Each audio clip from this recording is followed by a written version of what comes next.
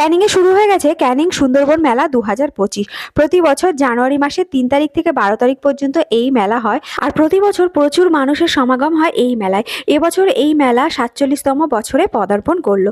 আর দেখতে দেখতে আমরাও বেশ কয়েক বছর হয়ে গেল এই মেলাটা দেখে ফেলেছি।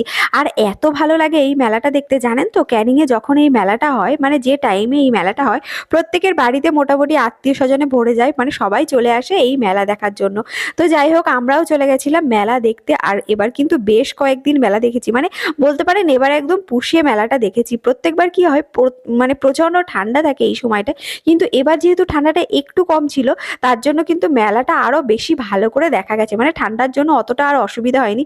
অন্যান্যবার হয় ঠান্ডার জন্য বেরোনো যায় না। তো যাই হোক, আপনাদের সাথে কথা বলতে বলতে কিন্তু মেলা আমরা এখানে ঘুরছি, আর এখানে এই প্লাস্টিকের জিনিসপত্রগুলো কেনাকাটা করছি। মেলা থেকে এই প্লাস্টিকের জিনিসগুলো কিনতে কিন্তু বেশ ভালো লাগে, আর বেশ ভালো পাওয়াও যায়। তো এখান থেকে কেনাকাটা চলছে। আর তার সাথে সাথে কিন্তু এখানে রয়েছে প্রচুর জিনিসপত্র, মানে কাঠের জিনিস থেকে শুরু করে জামা কাপড় থেকে শুরু করে, ক্যানিং মেলায় পাওয়া যায় না এমন কোনো জিনিস নেই। সমস্ত রকমের জিনিসপত্র কিন্তু এখানে পাওয়া যায়। তো এখানে প্লাস্টিকের জিনিসপত্র কেনাকাটা হচ্ছিল। আর তারপরে চলে আসলাম একটু ফুচকা খাওয়ার জন্য।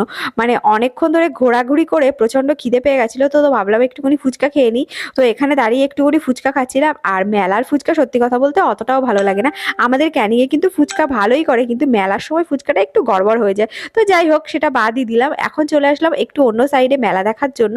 আর এই পাশটাতে এই আরুষের জন্য একটা টুপি দেখছিলাম, কিন্তু টুপিগুলো খুব একটা পছন্দ হলো না। ওই যে আপনাদেরকে বললাম, এখানে সমস্ত রকমের জিনিস পাওয়া যায়, জামা কাপড় থেকে শুরু করে। আর তারপরে চলে আসলাম এই কানের দুল, এই সমস্ত জিনিসপত্র কেনার জন্য। আর টুকটাক কিনেওছি, হ্যাঁ।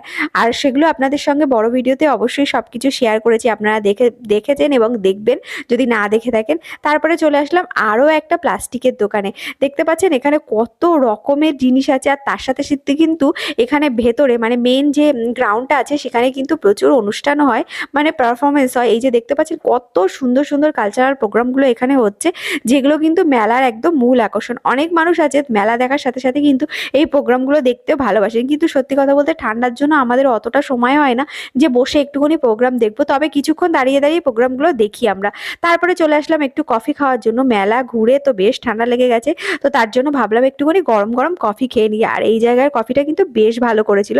তো তার জন্য একটু কফি খেয়ে নিয়ে আবারও একটুখানি এদিক ওদিক ঘুরে এবার চলে যাব বাড়ি। আর বাড়ি যাওয়ার পথে একটু জিলিপি, তার সাথে সাথে বাদাম ভাজা না হলে মেলা থেকে এসছি, এটা তো মানে মানাই যায় না। তো চলুন, আজকের মতো ভিডিওটা এটুকুনি, দেখা হচ্ছে পরের ভিডিওতে।